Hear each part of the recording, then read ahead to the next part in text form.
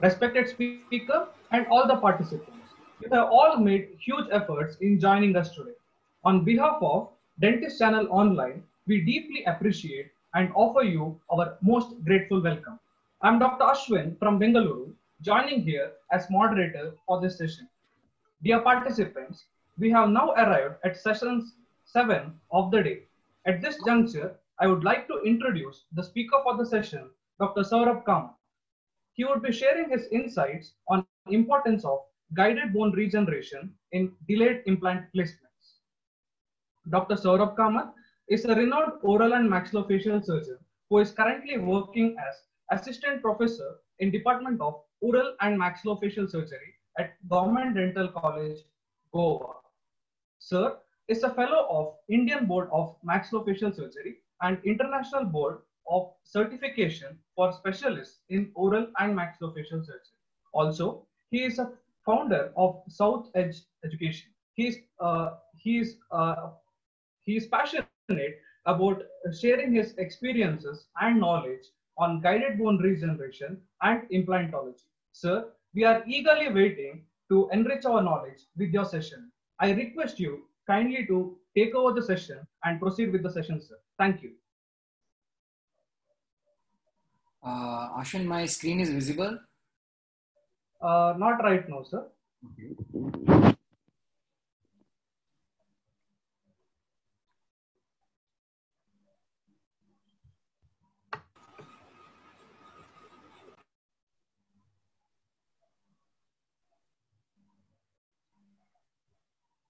Dear participants, we are good to go within few minutes now.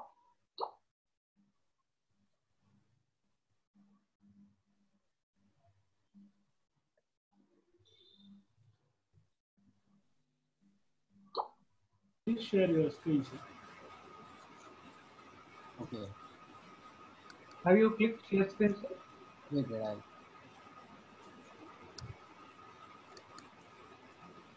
Yes, sir. Please come. Yes, it's visible now. Yeah, okay, fine. Yeah. A very good evening, everyone. I'm Dr. Saurabh Kamath. I work as an assistant professor in the Department of Maxillofacial Surgery in Government Dental College, Goa. And along with my close friend, Dr. Senthil Murthy, I am the founder of Southern Edge Education. This is an academy that imparts education and imparts knowledge about implant dentistry to a lot of budding implantologists all over India. So at the outset, I would like to thank Channel Online and Mr. Ruben Lobo and Dr. Ashwin for inviting me to speak at this mega event organized on implant dentistry. We are going through tough times, physically, emotionally, and financially, hoping to see the sunrise sooner rather than later. As we head towards normalcy, we need to keep ourselves abreast with the latest in our field so that getting back to the new normal could be made a lot easier. Today, I'll be speaking on the importance of guided bone regeneration in delayed or late implant placements. Now, the reason why most of the patients consult an implantologist late can be either due to lack of awareness about implant dentistry as a modality to rehabilitate edentulous areas, financial constraints at the time of extraction, or the lack of expertise on the part of the dental surgeon to carry out such procedures. Immediate implant placements have specific indications. It is technique sensitive and may just not be possible in all case scenarios. So in such cases, we need to we are forced to do delayed implant placements. But in most of the cases, whenever we are placing delayed implants, the alveolar ridge undergoes a lot of alterations. So that is what forms the rationale behind the importance of guided bone regeneration in such cases. Now, before we know what we are going into, we should know what are the different types of implant placements. Now, Stephen Chen and Daniel Guzer in 2008 gave 4 types of implant placements. Type 1 is immediate implant placement. Now, immediate implant placement is immediately after the extraction of the tooth. Type 2 is early implant placement with soft tissue healing. Now, this is the type of implant placement that is recommended by International Team of Implantology. It has got a consensus on type 2 implant placements because the soft tissue gives a good envelope to encompass the entire grafted site. Type 3 is early implant placement with partial bone healing. So in such cases, the bone is completely not mineralized into trabecular bone, but it is in the woven bone stage. So that is typically around 12 to 16 weeks. And type 4 is late implant placement or delayed implant placement. This is the scenario that majority of the times we find in our dental practice. The reason being, as we have already discussed, lack of awareness about implants or financial constraints. So in most of these cases, in most of the patients that we encounter in our day-to-day practice, the implant placement is mostly type 4. That is typically 6 months or longer after the extraction. So today we are going to focus only on type 4 type of implant placements because of the time constraints. So we are going to basically dwell on the importance of guided bone regeneration in such cases because of loss of alveolar length and width. Now this is the kind of case scenario that we see in majority of our cases. Now, as you can see here, there is lack of keratinized gingiva in this picture in the posterior premolar region. Then another thing that you have to, you can note here is the concavity that is present buccally. So as we all know, there is always buccal bone resorption or labial bone resorption more than the palatal or the lingual side. The reason being the palatal and the lingual bone acts more like or behaves more like basal bone. This is another type of vertical ridge deficiency after tooth removal that is seen. This can be, one of the reasons can be bone resorption. Another reason, which is very common, is traumatic extraction. Now, if you do not master the art of tooth extraction, then there is a lot of, a lot of patients will come to you in your dental OPD with such kind of clinical case scenario. And if you do not have a proper foundation of bone and soft tissue around it, this is what you are going to end up doing. So the implant is only held or osseointegrated in the apex region, and there is no bone buccally or there is no bone palatally. Now we have to understand what are the biological events that take place after the tooth extraction and what is the reason for this alveolar atrophy. Now, whenever a tooth is extracted, first there is inflammation which leads to the formation of granulation tissue.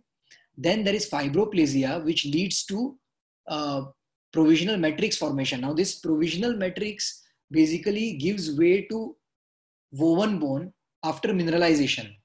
And the woven bone over a period of between 3 to 8 months will remodel and form into a thicker trabecular bone. Now, what do the statistics say about alveolar atrophy?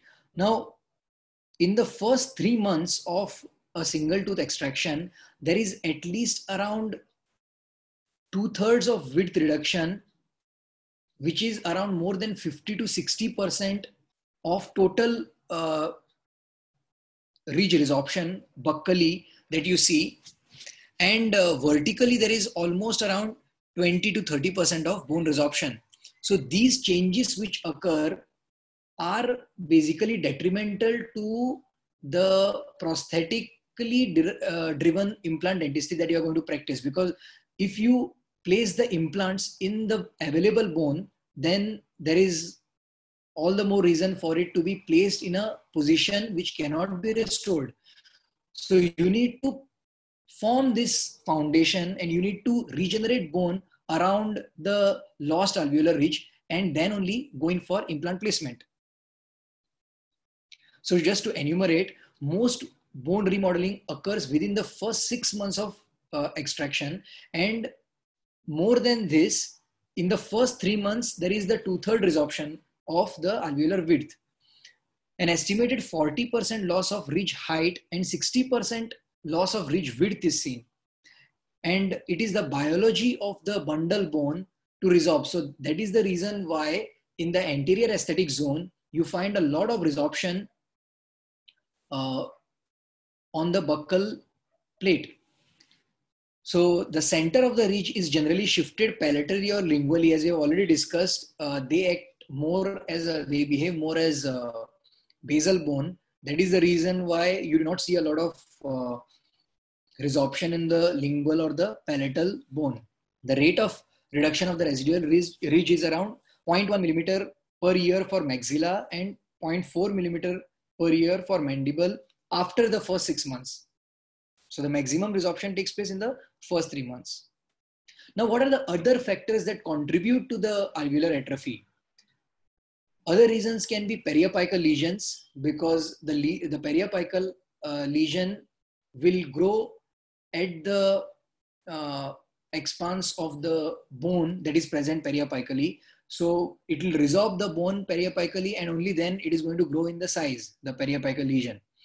Most importantly, as we have already spoken, is the use of removable prosthesis. Now, the patients that come to your OPD generally would, when you give them an option of a implant immediately after tooth extraction, or maybe in around 3 to 4 weeks, the patients generally do not agree to that because of financial constraints.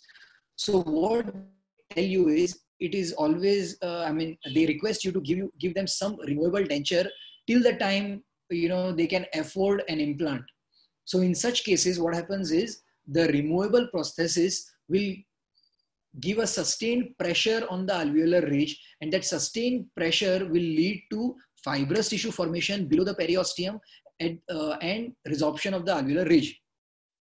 And majority of especially Indian population has got a thin bone phenotype. So according to the study that was done in 2006 by Cook et al., they basically studied different CBCTs and in the anterior aesthetic zone of Caucasian populations, of course.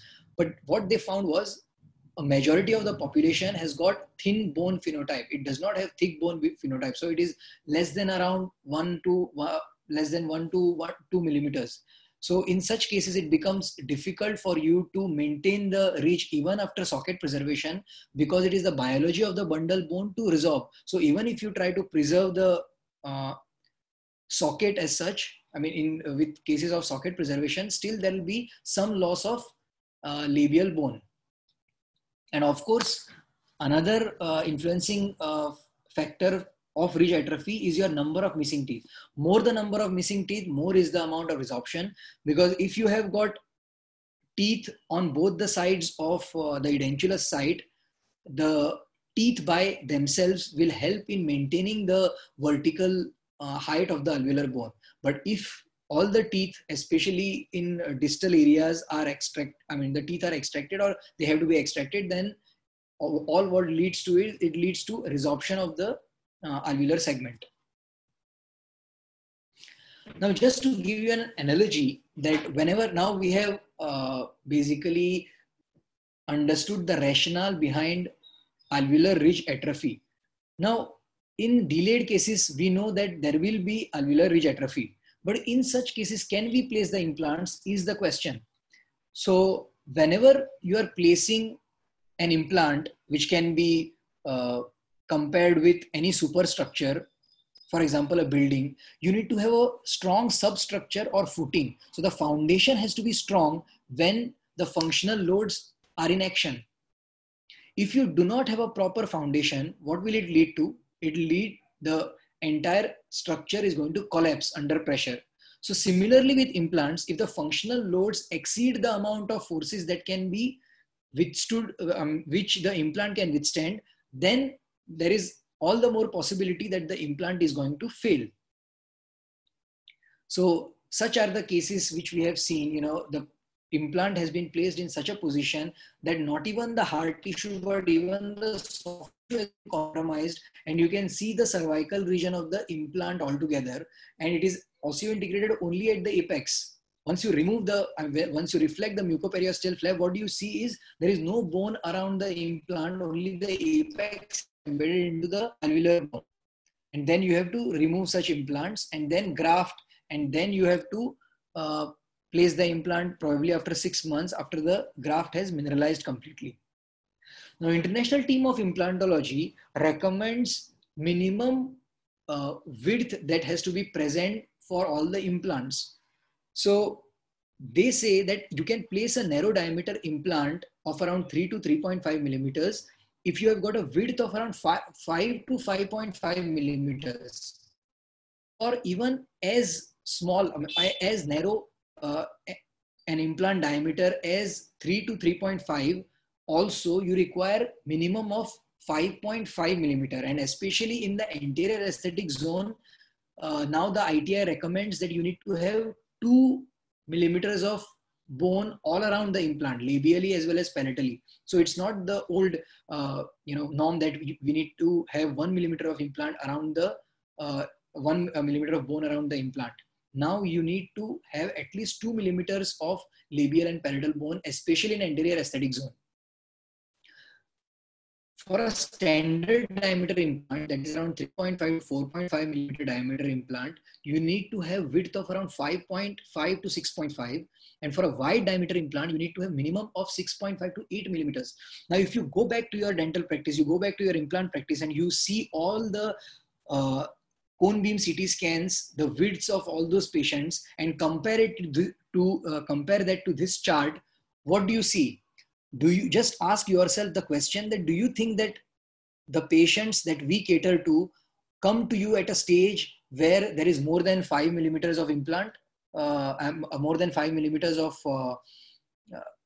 alveolar width that is available? No, it is not. So in such cases, you need to have a proper size diameter implant and then augment the ridge either simultaneously or as two-stage procedure, so that you have a long-term predictable result under functional load. Okay. So what happens is, in case you place a 3.5, if there is in the lower posterior molar region, you have got first molar region, you have got around 5 millimeters of width, that is alveolar width, that is available. Then what do? Can you place a narrow diameter implant for a molar tooth? No, you just cannot do that. Okay. So in such cases, you need to go in for a standard or a wider diameter implant, and then you have to augment that area, especially buccally, and only then you can get a predictable long-term result in such cases. You do not compromise on the foundation of the implant. If you compromise on the foundation, then this is what is going to result. If the functional loads are heavier than what the implant can withstand, then it is going to ultimately lead to a failure. So the psychological and physiological effects of edentulesism on quality of life have been well documented. And now we have established the fact that a three-dimensional ridge structure must exist to fulfill the prosthetic as well as aesthetic criteria, especially in the anterior aesthetic zone. So there are various procedures. I mean, we are going to talk about guided bone regeneration, but why guided bone regeneration? Why not any other procedure? So we have got different procedures like onlay bone grafting. Now this onlay bone grafting, the only problem with this is, first of all, you need to open another site for harvesting the graft. And secondly, it becomes a two-stage procedure because you have to stabilize the graft with the help of titanium screws, long length screws. So in the second stage surgery, you have to remove the screws and then place the implants. So this becomes a two-stage procedure. This does not give you the leeway of placing the implants and the graft at the same time. Then you have got alveolar distraction osteogenesis.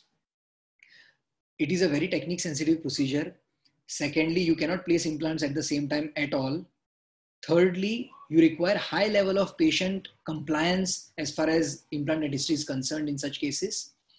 And the rates of failures are also very high if a proper technique is not, the judicious technique is not used for increasing the width or the height.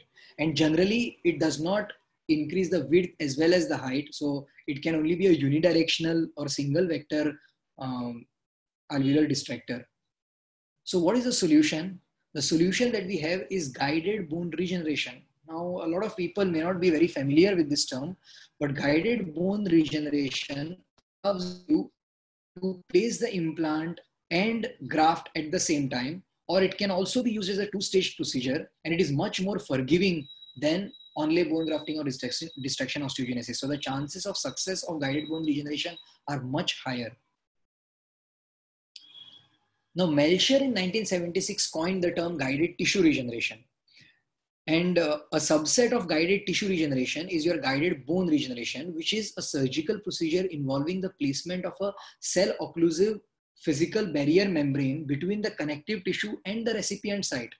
So once you place the implant, you have done the decortication, you have given a periosteal release incision. Now, these terms may not sound very familiar to you guys, but we'll be discussing each step in detail as the webinar proceeds. So you basically create a gap between the connective tissue or the flap and the implant or the recipient site that is present. And then you allow this entire scaffold to mineralize and form native bone. Now, how do we do that? And how do we place the implant and do the grafting at the same time? In long-standing edentulous sites, there is a lot of resorption that you see. And this guided bone regeneration procedure increases bone volume around the implant, which ensures long-term stability. As you can see, there was a lot of resorption on the first image, as you can appreciate. And when we placed the implants, the vertical bone was also vertical as well as horizontal augmentation was done with the help of guided bone regeneration, and it has remained stable for the last 6 years. The principles of guided bone regeneration were given by Wang et al. In 2001 article. So first is cell exclusion. Now, how do we achieve cell exclusion? You can either use a resorbable or a non-resorbable membrane. The advantage of resorbable membrane is that you do not require a second stage surgery to remove the membrane, as in case of your non-resorbable membranes. But the advantage that the non-resorbable membranes have is that you can do the surgery and place the implant and also do vertical augmentation at the time of implant placement with the help of non-resorbable plates which have got titanium reinforcement, because they can hold on to their, once you bend the mesh or once you bend the PTEF membrane, that is dense polytetrafluoroethylene membrane, these can hold their own shape, which cannot be done with the help of your resorbable membranes. But the resorbable membranes have got a huge advantage, especially in horizontal ridge augmentations, because they can resorb by itself by around 6 months. The second principle is tenting. Now, tenting and scaffolding, which is the third principle, is achieved with the help of the graft which is present, which is slow resorbing. So in majority of the cases, you need to use a combination of autogenous bone graft, which is osteoinductive, and osteoconductive graft, that is your xenograft. Okay, so when you mix the autogenous bone graft and the xenograft, it gives you the best advantage of osteoconductivity and best advantages of the osteoconductivity, and it forms the scaffold in such a way that slowly, centripetally, there is growth of mineralization, and the entire scaffold that is formed with the help of your bone graft gets converted into a mineralized native bone. Tenting can also be achieved without the use of slow resorbing graft by using tenting screws. But again, the problem with that is it requires second stage surgery. Now, stabilization of the membrane is achieved either with the help of suturing techniques or with the help of your titanium tacks. Now, these titanium tacks will help in stabilizing the entire framework of the membrane, the graft, and the implant. And this entire framework will lead to only and only bone formation and will not allow incorporation or ingression of connective tissue from the adjacent areas into the grafted site. Now, what are the indications of guided bone regeneration? First is the delayed implant cases in which there is local alveolar ridge deficiency, osseous fill around immediate implant placements. Also, you need to do guided bone regeneration. Dehiscence and fenestrations associated with implants, bone defects associated with failing implants, residual bone lesions, and to aid in repair of sinus membrane perforations. The factors affecting outcome of GBR are the use of appropriate membrane. So you need to make sure that you use a resorbable membrane, or you need to have a proper rationale why you are using the non-resorbable membrane if you are doing vertical ridge augmentation. Achievement of primary soft tissue healing, maintenance of membrane protected space. So that entire space has to be maintained. If the membrane or the graft collapses, then your guided bone regeneration procedure itself is compromised. Adaptation and stabilization of the membrane, and you have to allow long healing period. You cannot do shortcuts and you cannot achieve healing within 1 month or 2 months. So that surgeons which may overpromise and underdeliver are in a deep soup after you have placed the implant and promised the patient that you are going to rehabilitate the patient within 1 month or 1.5 months. Sometimes it may not be possible. The implant may not be osseointegrated, or the grafting that you have done may not have taken up, may not have reached the stage of mineralization where you can successfully load the tooth. The PASS principle, which stands for primary wound closure, angiogenesis, and stability of blood clot and implant fixtures, was given by Wang and Boyapati in 2006 after Professor Christoph Hämmerle and Professor Daniel Buser gave the other factors which influence the outcome of guided bone regeneration. Some of the other factors that lead to a successful and predictable guided bone regeneration is incision location and tension in the flap. The tension in the flap has to be reduced with the help of periosteal release incision. How do we do that? We'll see in the subsequent slides. So,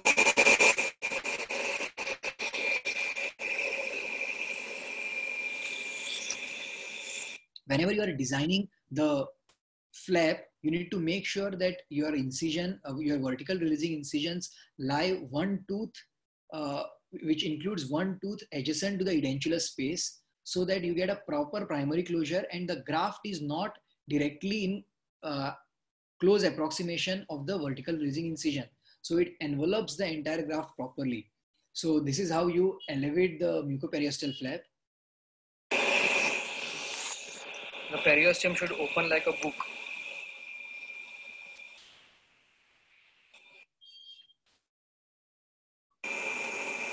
Once you make the pocket, you just to run it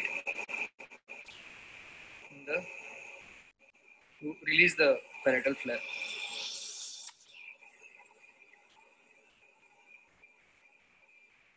So this is how you elevate your mucoperiosteal flap palatally as well as buccally before placement of the implant. So first is your incision design and your elevation of the mucoperiosteal flap. The next step in guided bone regeneration is your placement of the implant. This for the mandibular teeth.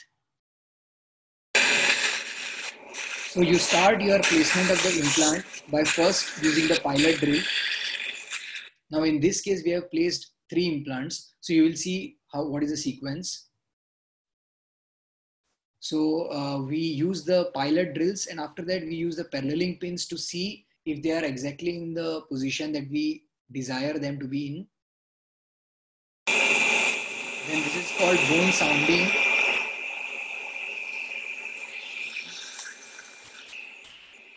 Bone sounding. Bone sounding is done to check the apical extent of your osteotomy. So in case you are close to the sinus or you are inside the sinus, you can ascertain with the help of bone sounding. And whichever is the adjunct procedure that you are doing along with your guided bone regeneration, like ridge split, can be carried out after your bone sounding. When you start placing your implants, first you place the central implant, then you go to the distalmost implants.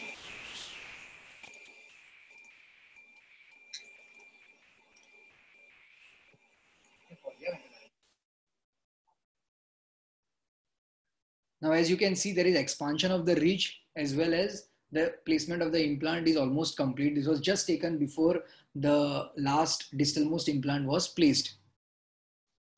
After you have placed the implants, done the adjunctive procedure, you go in for the next step, that is periosteal release. Now, anatomically, periosteum is a dense layer of fibrous connective tissue covering the bone and part of a full thickness mucoperiosteal flap. The only problem with periosteum is it acts as an excellent natural biological membrane if it is not separated out. But because of its inelastic nature, you can only mobilize the flap if you give a periosteal release incision. But the only structures that you need to be wary about are your lingual nerve or mental nerve or your infraorbital nerve whenever you are doing your vertical augmentations in posterior mandible or horizontal augmentations in the premolar mandibular region, or if you are doing in the canine and anterior region, you have to be careful about the branches of the infraorbital nerve. Now, where do you give the periosteal release incision? A periosteal release incision you will be giving at the base of the vestibule, or at least 8 millimeters to 1 centimeter from the marginal gingiva towards the apex. You'll be giving that. There are two ways you can give periosteal release incision. It can be either with the help of a Caesar technique or with the help of a blade technique. This is an example of Caesar technique.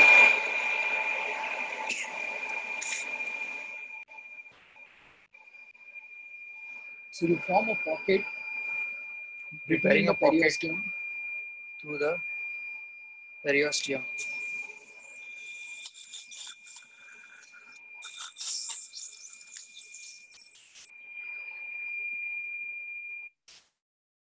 And this is the example of blade technique. This is called the periosteal release incision.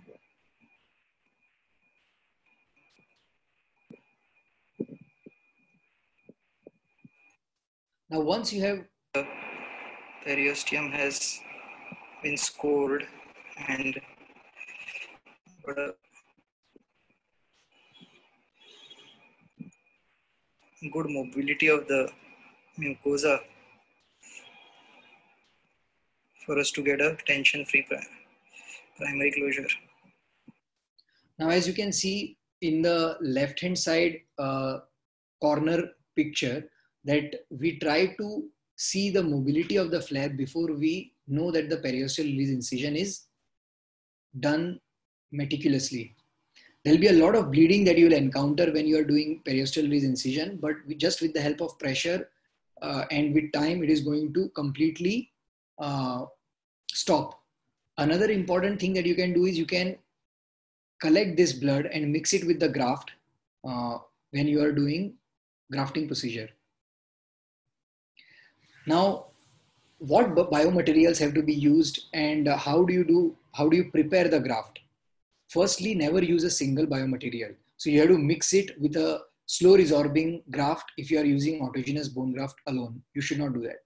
Then autogenous bone graft is gold standard because it is osteoinductive. You can even use RH BMPs, but they are not easily available and they're expensive. Platelet-rich fibrin does not form bone. Remember that. A lot of surgeons think that PRF will directly form bone. It doesn't form. It is a scaffold. It will help. It will hasten the healing process. So it is going to. It just aids in healing. It will help in proper mixing of the graft, or it will have all the vascular endothelial growth factors and a lot of other growth factors, which will aid in healing of soft tissue if you use it in a soft tissue surgery, and aid in healing of the bone graft if you use it in bone grafting procedure. So the protocol for platelet-rich fibrin is 3000 RPM for 10 minutes in a centrifuge, or 700 RPM for 3 minutes. You will get injectable PRF. Now the use of injectable PRF we'll see in the coming slides. Always use combination of grafts to maintain volume, because if you use only autogenous bone graft, it is going to resorb very fast. And if you use only xenograft, then it is going to take a long time for it to mineralize. So you have to combine the autogenous bone graft and your xenograft so that you get best of both the worlds. Autogenous bone grafts are osteoconductive and osteoinductive. Xenografts are only osteoconductive.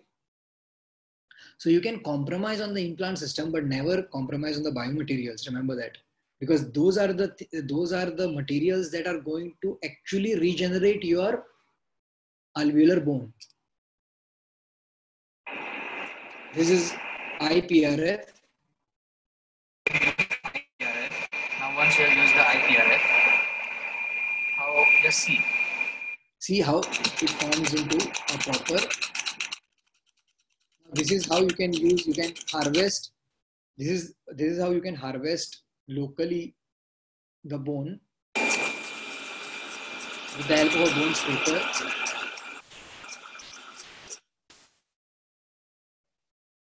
This is a bone scraper. Now you take this autogenous bone graft and layer it over the xenograft. Now Simon et al. In 2007 and Urban et al. In 2011 advocated the use of 50% of autogenous bone graft and 50% of xenograft. After you've prepared the graft, the next step after the placement of implant, all those things, you have to do decortication, because decortication are going to allow the mesenchymal cells from the medullary bone to be directly in touch with the bone grafting scaffold that you have placed around for guided bone regeneration. And secondly, it is going to allow the ingression of the bone into the medullary bone and give some sort of mechanical locking system to the entire structure. This is how you do decortication. You can either use a round burr or with the help of a pilot drill you can do that. You have to do it in such a way that you actually can see blood oozing out from those osteotomy sites. After that is the membrane stabilization and placement of the graft at the recipient site. Now, guided bone regeneration as a concept has been vindicated by 30 years of research using biological principles, resulting in bone, implant and soft tissue stability and aesthetic results. So these are some of the articles and some of the studies that have been done right from 1990s till the 2020s. And a lot of research has given way to vindication of the fact that guided bone regeneration is here to stay. And it is one of the pioneering works of Daniel Boozer, Istvan Urban, Jovanovic, that such kind of results which are repeatable and predictable in our practice.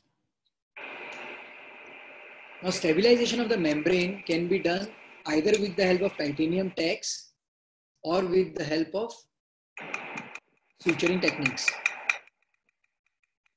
This is how you use the titanium tacks, and this is how you can peg the graft before stabilization and after stabilization of the membrane. So this is kind of advantage that you get with the Geistlich BioGuide, because it's a stretchable, wettable type of membrane which gives you a lot of leeway to work around in GBR. So this is the kind of bulge that you see once you have done a proper horizontal bone augmentation.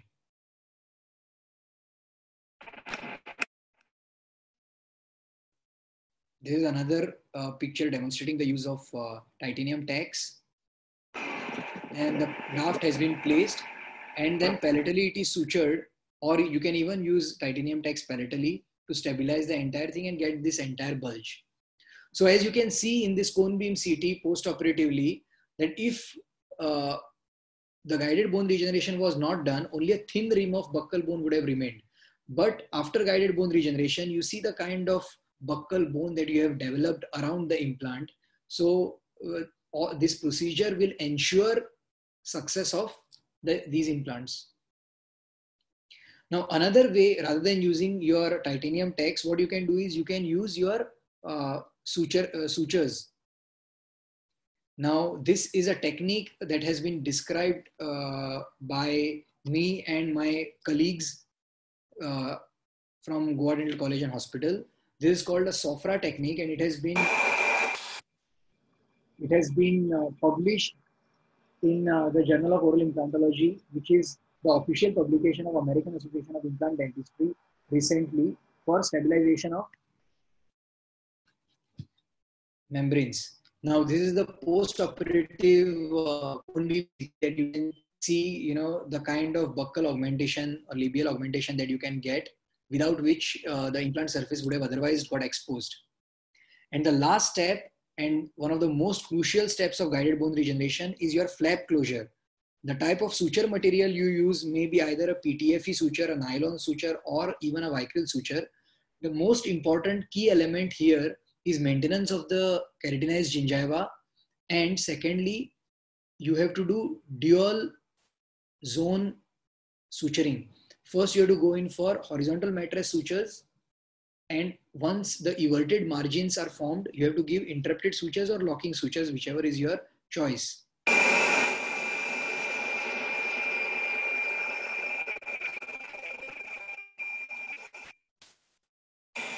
So whenever you are tightening it, you can see the everted margins.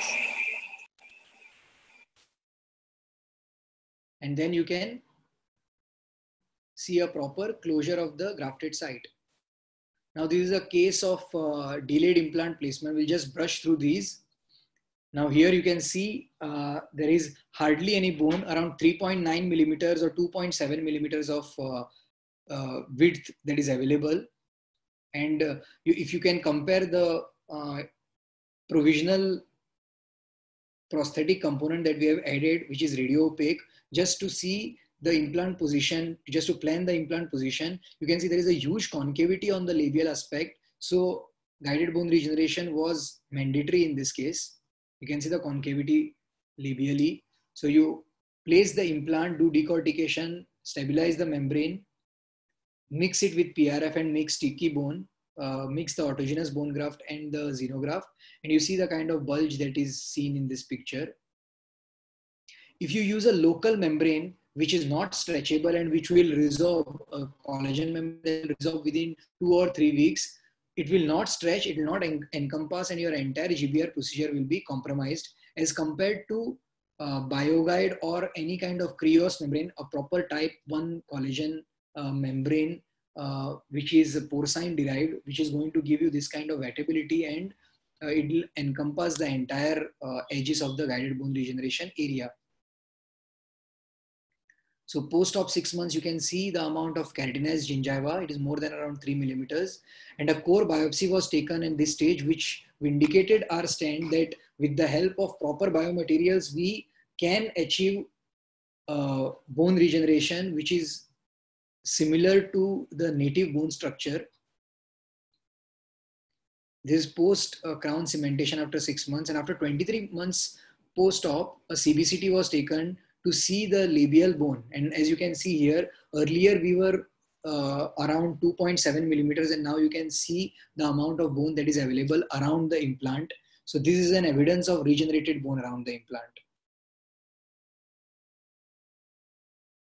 Now there is another case in which, as you can see, the implants were placed and the threads were exposed because there was no labial bone whatsoever, and simultaneous GBR was done. And before loading, when we took the CBCT, you can see the amount of regenerated guided bone regeneration bone. Now you can also, with the help of guided bone regeneration, the xenograft also supports the soft tissue around it. And when you customize the entire prosthesis, you can get these kind of results. So see the scalloping that you can get in anterior maxilla just by tissue engineering and just with the help of guided bone regeneration. You get good bone which supports a good tissue around the implants. So I would want to tell all you guys that you stay safe and stay at home and defeat the COVID-19 pandemic.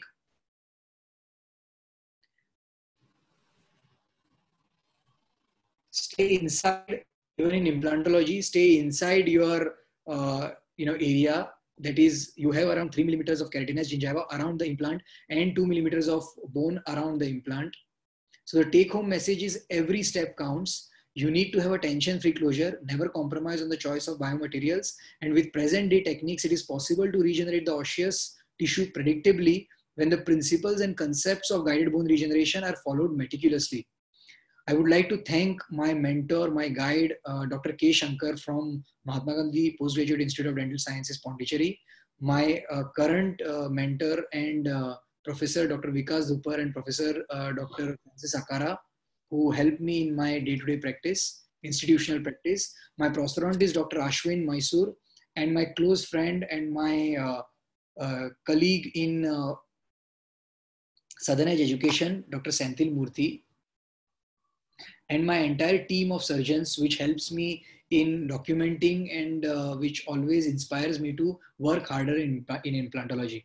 Now, this is just a video of a sneak peek into the kind of courses that we hold in Southern Edge Education.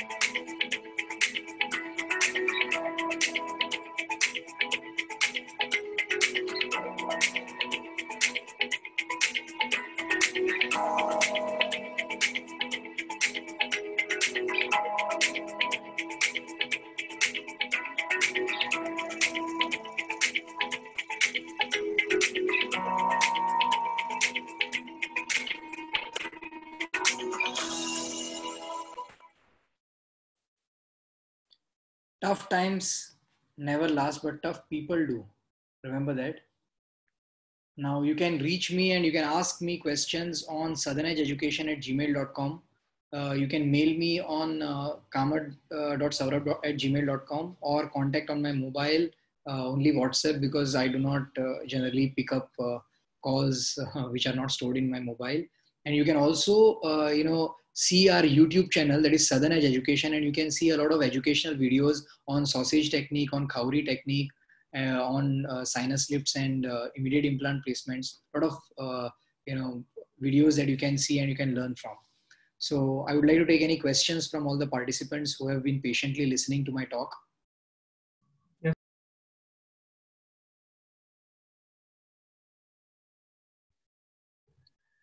So the first question is, could you please elaborate on the different membranes that are available in the market? Am I audible?